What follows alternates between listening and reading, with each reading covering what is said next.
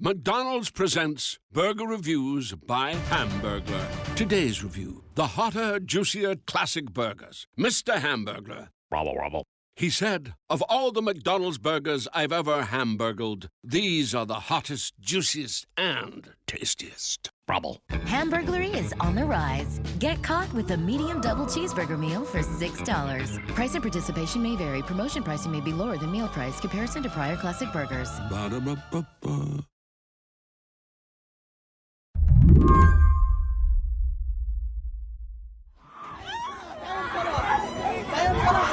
This weekend, the images out of Rafah were horrifying.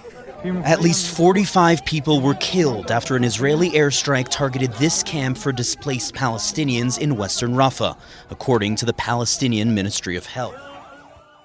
In a war that's become defined by terrible pictures of hungry and newly orphaned children, decimated infrastructure, and refugees forced to flee again and again, these pictures stood out because it is so clear when you see them that the victims were already vulnerable, living in tents or buildings with sheet metal walls, before this weekend, fire consumed them. Mohammed Abu Atewi is one of those civilians, so badly burned that he cannot even open his eyes. But there are so many more. So many children writhing in pain. Israel says it was targeting a Hamas compound. 2 Hamas officials were killed. And as for what happened to civilians, that was a tragic accident.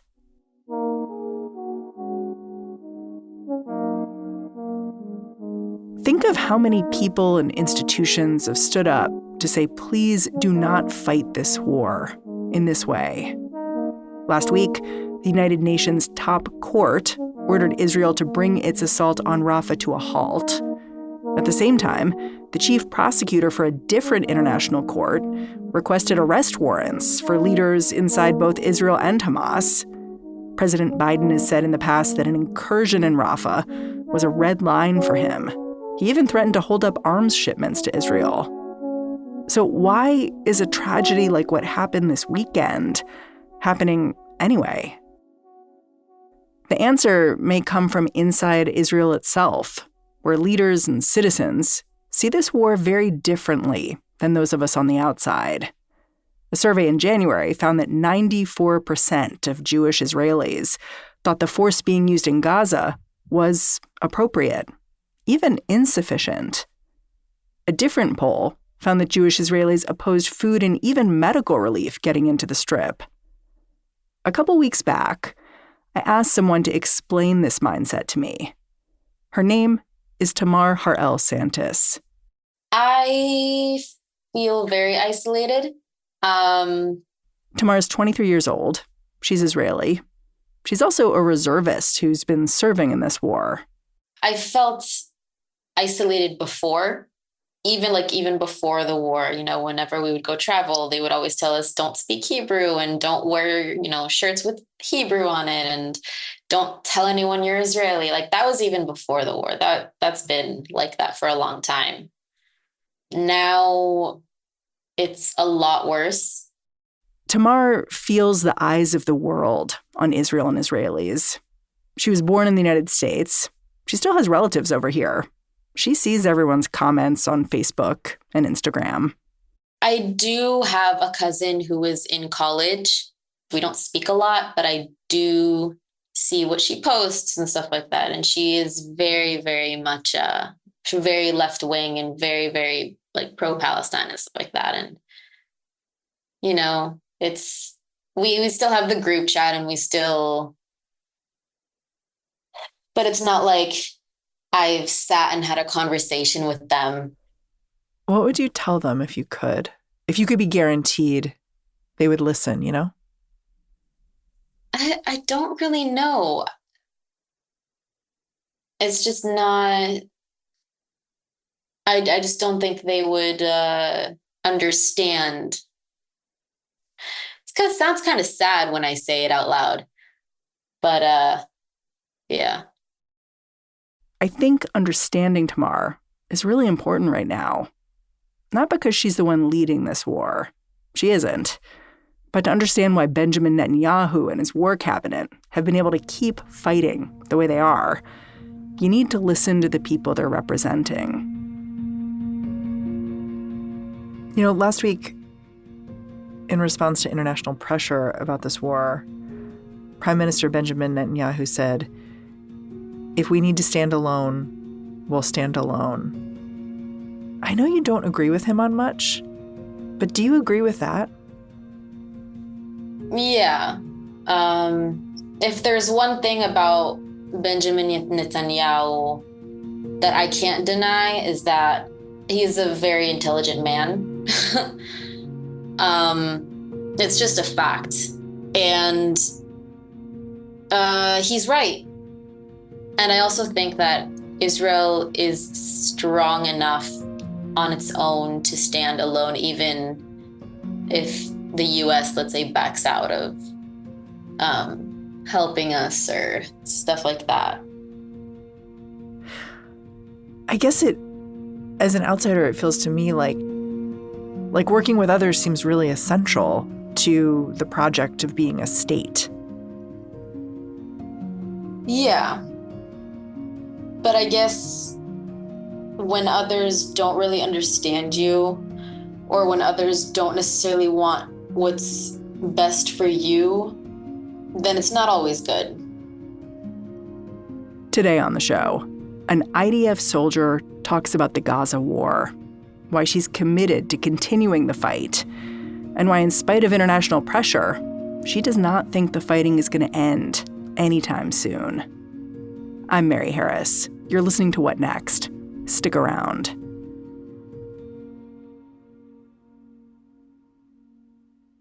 This episode is brought to you by Discover. When it comes to your finances, Discover wants you to know they are the credit card that is always there for you.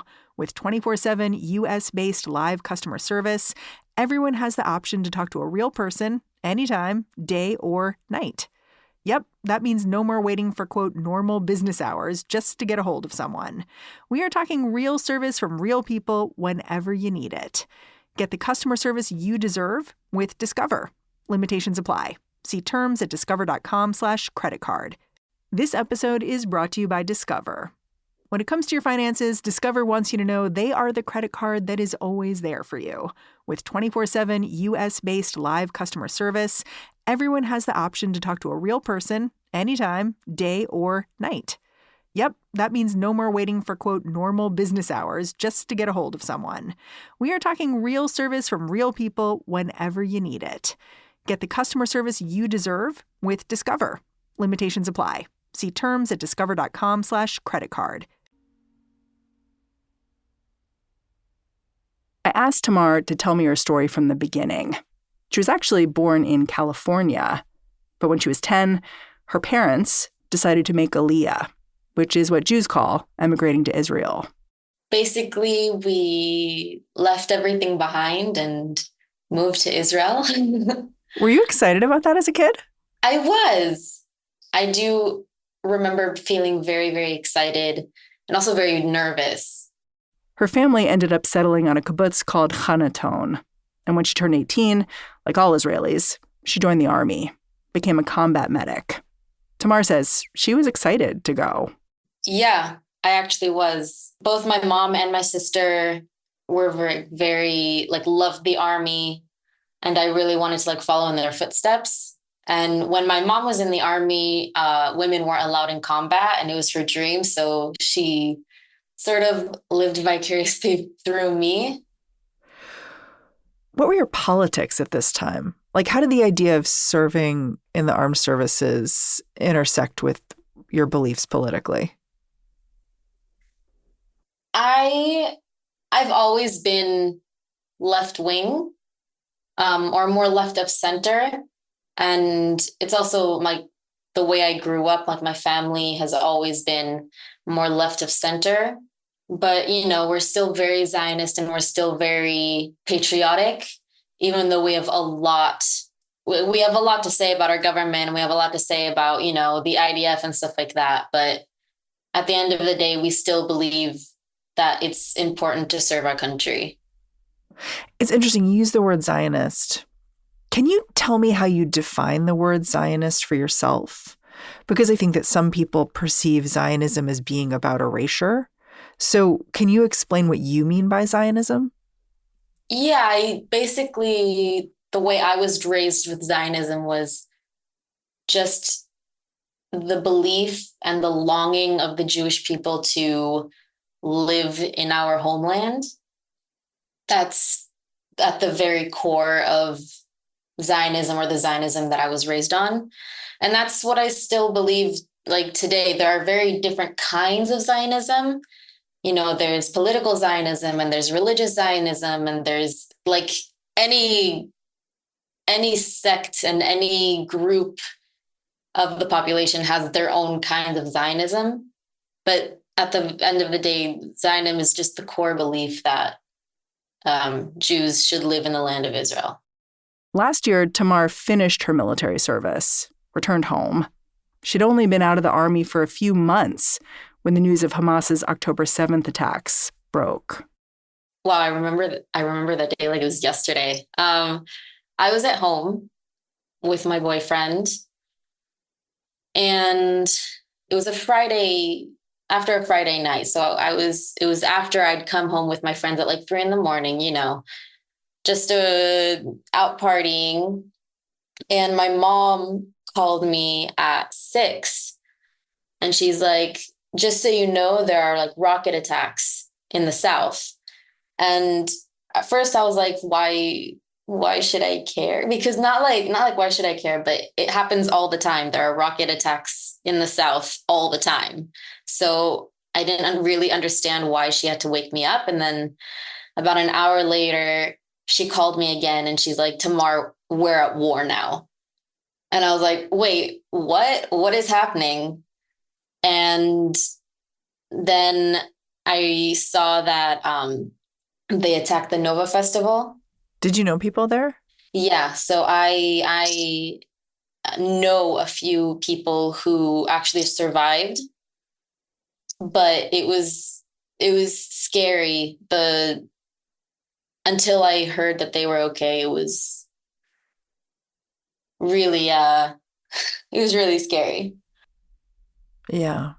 And then at around 10, they started calling people up for reserve duty. 10 a.m.? 10 a.m. Yeah. So within hours, you knew you might have to serve. Yeah. Were you anticipating that call? Did it surprise you? No, actually, I called my commander before the Army called me and asked him, are we getting called up? Because if we're not, then I want to volunteer. Oh, wow. Why did you want to volunteer? Because I didn't want to sit by and do nothing. And also, that's sort of just the Israeli mentality. Like so many of my friends, like we had like our group chats and stuff like that. And so many of my friends were saying, where can we volunteer? Why aren't they calling us up yet? Why, we have to do something. We couldn't stay at home, especially my friends who lived in the North. We couldn't just sit by and wait. What was it about being in the North? Just that you felt like you were separate? Yeah, it felt like, we're only about an hour apart, but there was so much happening in the South, and I felt helpless. I felt useless. I felt like I could have been doing something. And while my friends were hiding in shelters and, locking down while terrorists were roaming the street, I like looked outside and there was nothing happening, because at the time Hezbollah didn't attack yet in the North. So it felt very disconnected. Tamar's unit was called up for reserve duty, and their first assignment was to go to the kibbutzim near Gaza, the ones that had been attacked. Their job was to evacuate anyone left and secure the area in case any Hamas fighters were still around. everything was damaged. I think it was Kibbutz Be'eri, where the front gate was just like burned to bits. And you can see like where the battles were. You could see where the fighting was. We also saw the shelters that people died in. It was hard.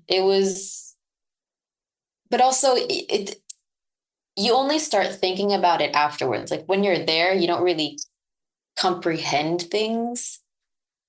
It's only afterward when you leave and you like start and sit with yourself and you're like, okay, so that's what happened.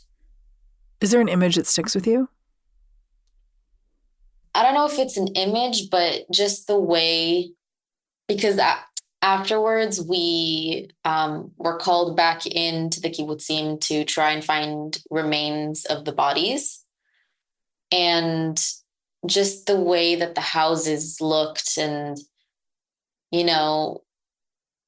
just the smell of like burning and like the smell of like, I don't even know, like bodies, but yeah, because it was like a week afterwards and there were still bodies that had to be found within the houses. And so when we would walk into a house and we would, smell a dead body, we would have to report it and they would have to like bring in forensics and bring in, stuff like that. So you found dead bodies? Yeah. And most of the time we found one body that was still in a house, but we found more so clothing and like out in the fields behind the kibbutzim, because that's where people ran to. That's where people sought refuge. So we also like, a finger here and like a necklace there or, things like that. How did you end up leaving the reserves? They let us go towards like mid-December. Israel had been letting go of like different units, like different reserve units, because they just didn't need them anymore. Things were starting to die down. So they let us go and told us to be on call if anything started happening in the north. How likely do you think it is that you'll be back, putting your uniform back on? I think it's very likely. Even if it's like not for something in the north, I don't think that the war will end soon. I mean, hopefully it does, but I'm thinking realistically here. I think this is something that's going to last. We'll be back after a quick break.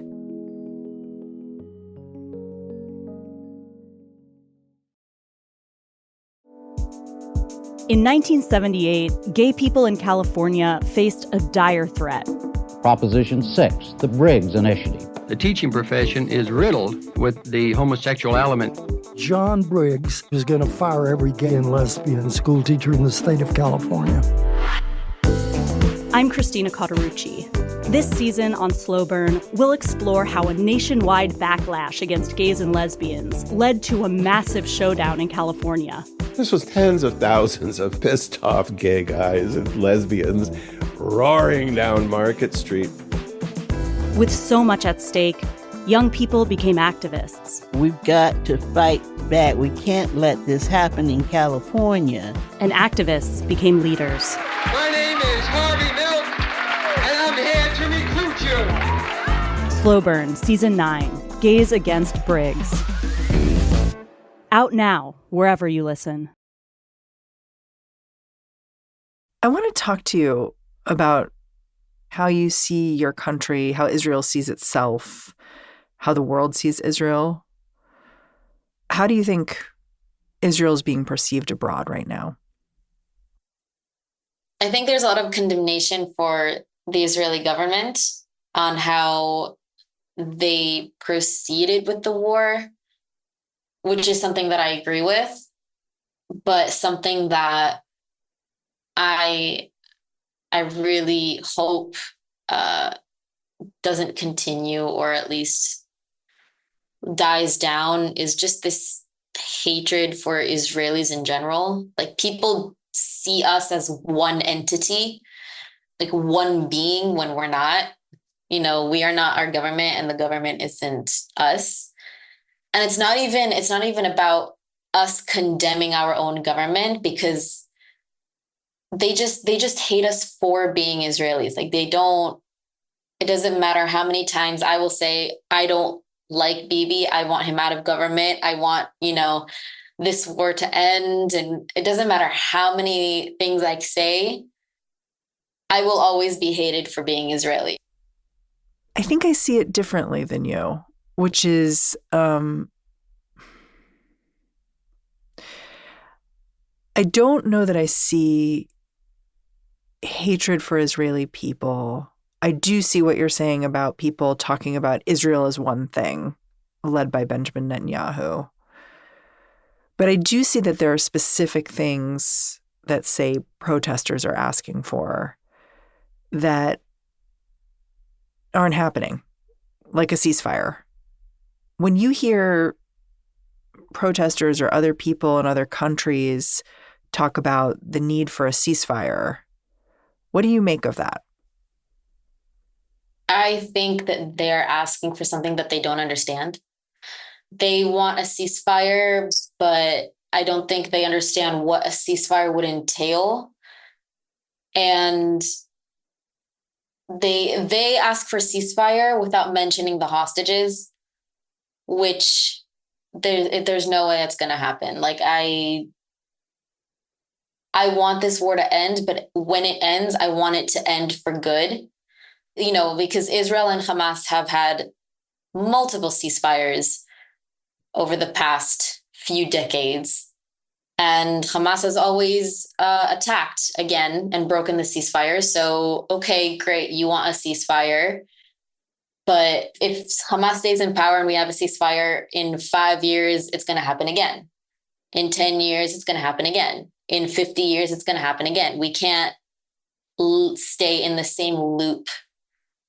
And so I don't think ceasefire is the right word to be using, I think, because ceasefire inherently is temporary. That's what a ceasefire is. I don't think people understand what ceasefire means. We don't want a ceasefire. We want the war to end. I think the hard thing for someone like me, who's thousands of miles away, is that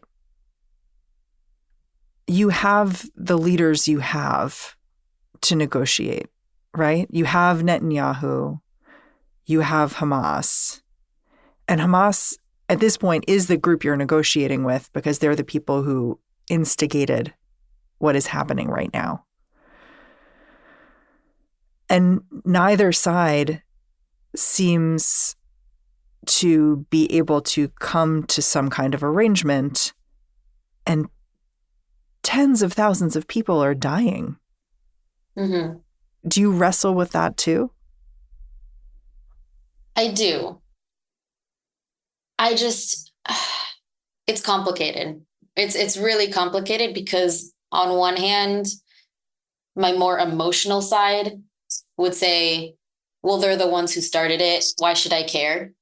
My more emotional side would say, the hostages that have been brought back have said that they were held in civilian homes, have said that they were held by UNRWA teachers. So why should I care? That's the part of me that wants revenge. So you're saying this whole population is implicated, essentially. That's what my more emotional side would say.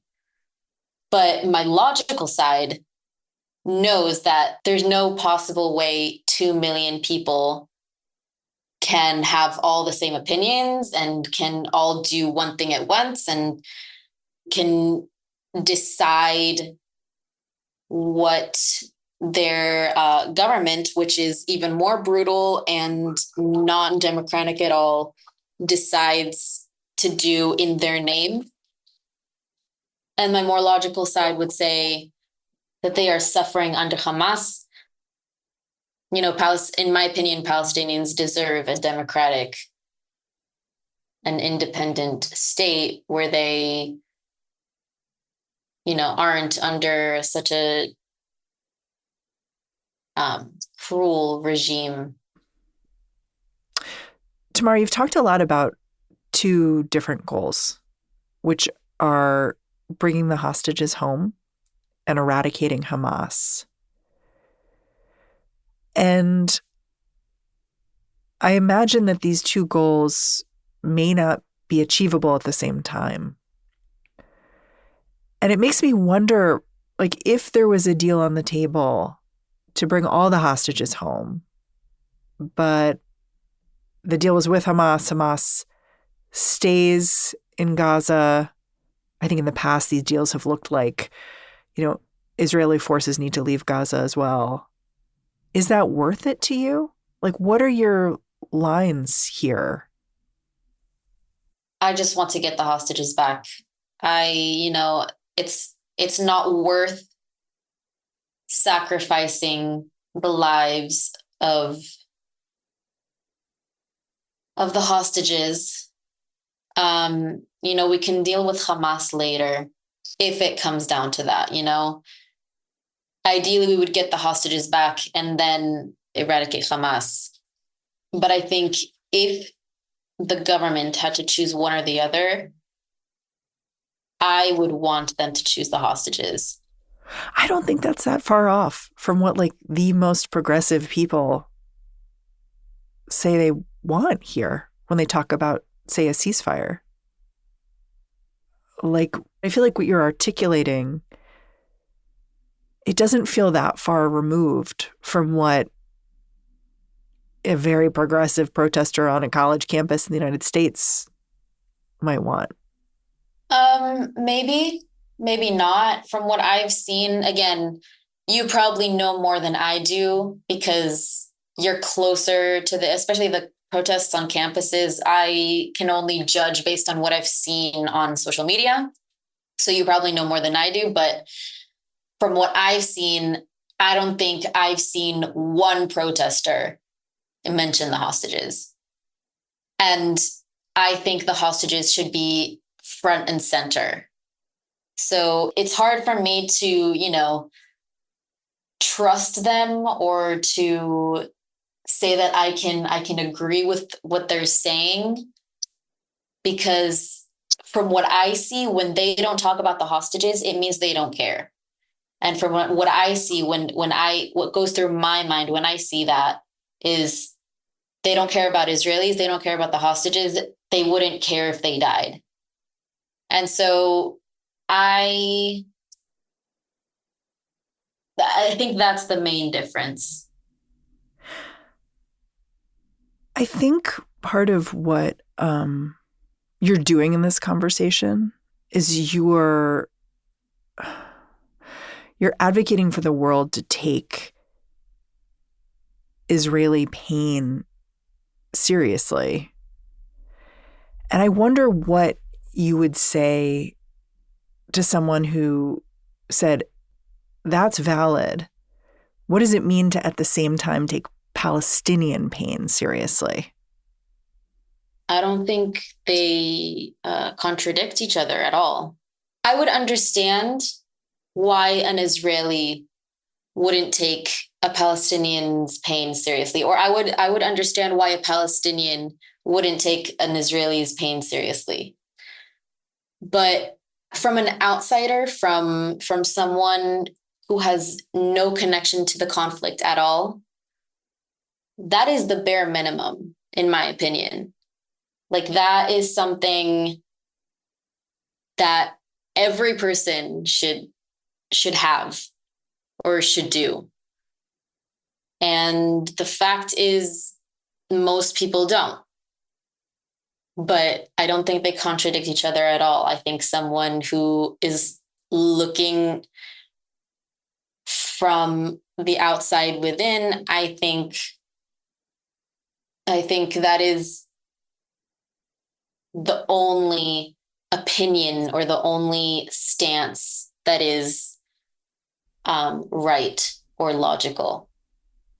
To take each other's pain seriously. Yeah. I feel like Palestinians in Gaza would feel like no one's taking their pain seriously because so many have died. And there seems to be no end to it. I don't necessarily agree. I think most of the world has taken, at least that's from what I've seen, most of the world has taken a stance on Palestine and stand with Palestinians, at least from what I have seen. I actually feel like not enough people seem to take our pain seriously. Tamar, thank you so much for coming on the show. Yeah, thank you for having me. Tamar Harrel-Santis is a 23-year-old student and combat reservist living in Ramat Yishai in Israel. We checked in with Tamar yesterday to see if the news out of Rafah over the weekend had influenced her thinking at all. She told us that she sees what's happening in Rafah as a tragedy, but she's waiting for Israel's internal investigation to finish before coming to any conclusions. And that is our show. If you're a fan of What Next, the best way to support our work is to join Slate Plus. Go on over to slate.com/whatnextplus to sign up. What Next is produced by Paige Osborne, Elena Schwartz, Rob Gunther, Anna Phillips, and Madeline Ducharme. We are led by Alicia Montgomery, with a little help from Susan Matthews. Ben Richmond is the Senior Director of Podcast Operations here at Slate, and I'm Mary Harris. Thanks for listening. Catch you back here next time.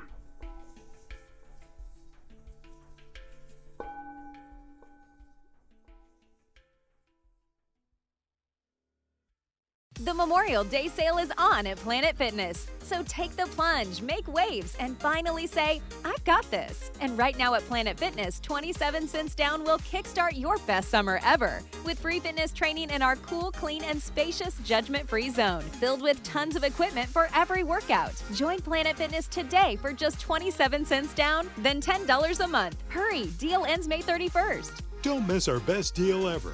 27 cents down, then $10 a month.